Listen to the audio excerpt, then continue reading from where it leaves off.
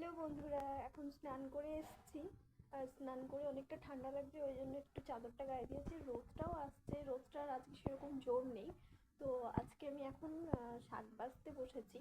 তো এই শাকটা আমি তোমাদের দেখাবো। কে কে চেনো অবশ্যই কমেন্টের নাম বলে যেও, ঠিক আছে? আমি তো এই শাকটা নিয়ে একটা ছোট্ট কাহিনী তোমাদের সঙ্গে শেয়ার করব। এই যে দেখো, ভালো করে শাকটা বাছতে বসেছি।